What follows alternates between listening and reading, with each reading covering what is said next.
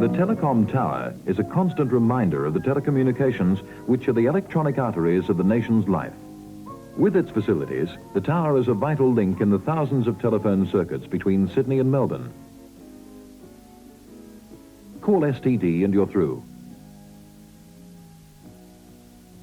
Television is our window on the world, providing news, sport and entertainment from interstate and overseas. A busy man can relax, confident in the paging unit which will alert him in an emergency wherever he is.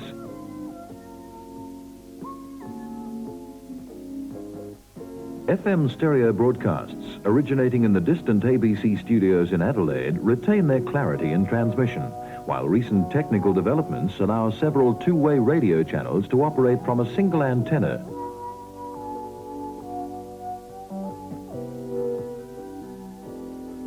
The tower's all-weather radio telephone links keep rangers and farmers in constant touch with the city's facilities. And in a place where tourism's big business, Canberra's telecom tower is providing a magnet for visitors eager for a bird's-eye view of the capital.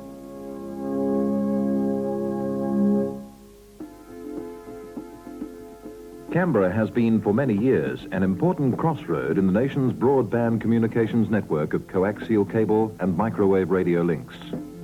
For much of that time, the repeater station complex on Red Hill was the hub for trunkline telephone traffic, transmitted by microwave radio, as well as for relaying of television programs. However, this location was limited in its capacity to satisfy future needs. Planning for Canberra's central parliamentary area had also indicated that the Red Hill facility should be relocated at a more suitable site. And so, by 1970, the then Australian Post Office was considering the possibility of building a strategically located multi-purpose communications tower in the Canberra region. The first indication that the tower project was really underway came with the appearance of a dimple 5 meters deep on the face of Black Mountain.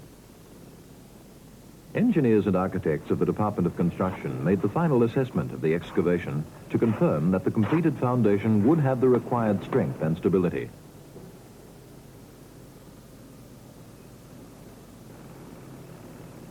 Into the cavity went a woven basket of reinforcing rods to await the arrival of the first of many hundreds of loads of concrete that were to climb this hill before the tower was complete.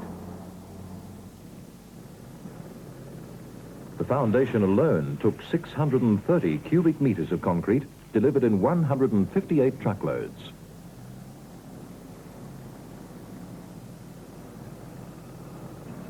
To mold the tapering shaft of the tower, adjustable climbing forms were used. These flexible steel sections made up a cast which could be raised and progressively reduced in diameter as the shaft tapered from a 13-meter girth at the base to 4 meters at the top. As each stage of the tower was completed, the base of the internal construction rig was lifted up to the next position and fixed into place. Then the outer shell of the mold was raised using a hydraulic ram. After the fitting of reinforcing rods, the inner form was lifted up with chain blocks.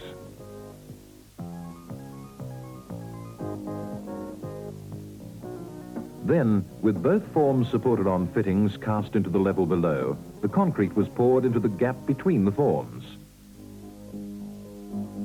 To complete the tower shaft, this entire cycle of casting, lifting and pouring the concrete was repeated 60 times.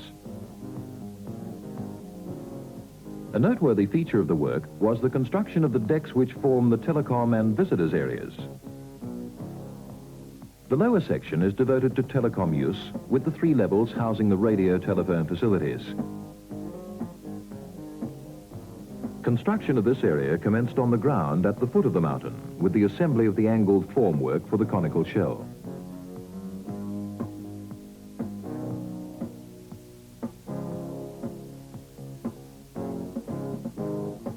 Then, piece by piece, this was lifted into place at the 30-meter mark and supported by high tensile bolts slanting back to the tower shaft.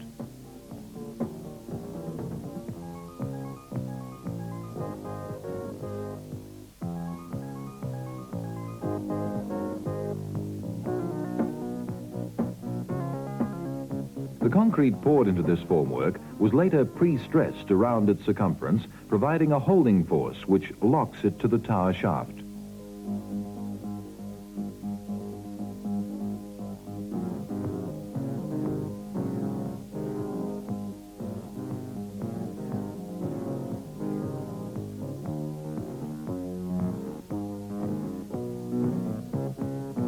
This same formwork was to be used later for constructing the conical segment of the visitor's deck, while simultaneously work proceeded with floors and partitions in the various levels below.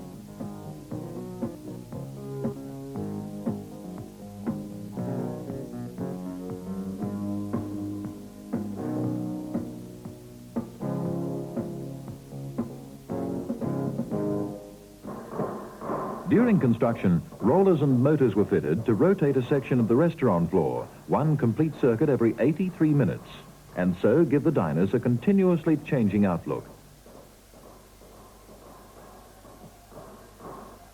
When Black Mountain was selected as a television transmitting site in 1960, good TV reception, which could be achieved from this location, enabled indoor aerials to be used throughout the Canberra region, while also providing a satisfactory coverage into nearby areas of New South Wales. As Canberra's suburbs grew and the second TV station was established, technical problems arose, such as ghosting, giving multiple images on the screen. Putting both TV station antennas on the one structure was the answer to the problem. The telecom tower provided the means with its lattice steel mast rising 65 meters above the top of the concrete shaft.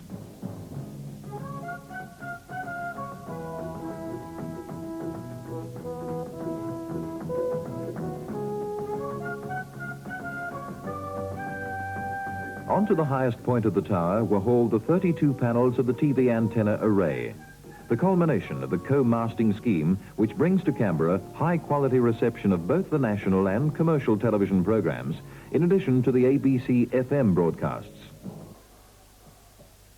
Far below in the basement, more work was going on to prepare the theaterettes and display areas, which will introduce visitors to the tower's technical operations.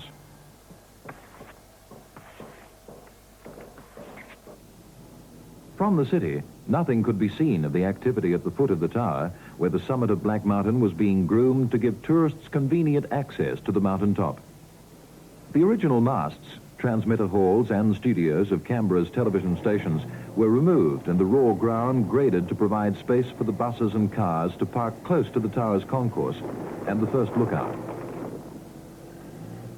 The road was widened to cater for the increased traffic, retaining the natural bush close by, and preserving a harmony between the public areas and the surrounding mountain reserve.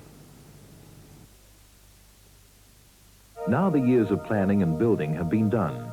The last of the rubble has been cleared away and technicians have moved in to take over the control consoles. The telecom tower is complete. Its doors are open to the public.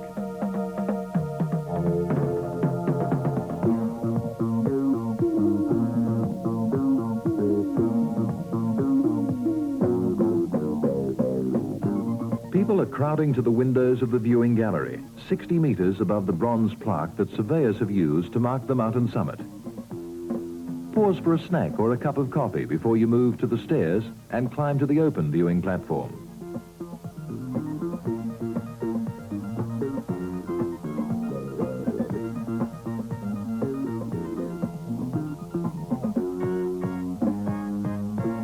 You'd need wings to get a better view of this garden city. 300 meters below, a city where sunlight sparkles on the reaches of the lake named for Canberra's designer, Walter Burley Griffin.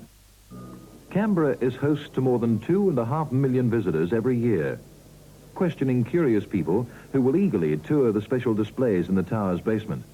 Models, pictures and charts will introduce thousands of adults and children to the technical wonders above them, and they'll discover the importance of the tower in providing electronic communication facilities in a variety of ways that everyone will use, in some way or another, every day of the year.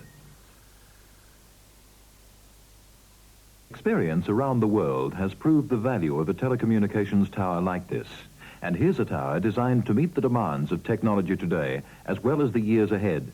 The tower has been established in Canberra as a vital link for telephone and similar essential communications traffic between Australia's capital cities.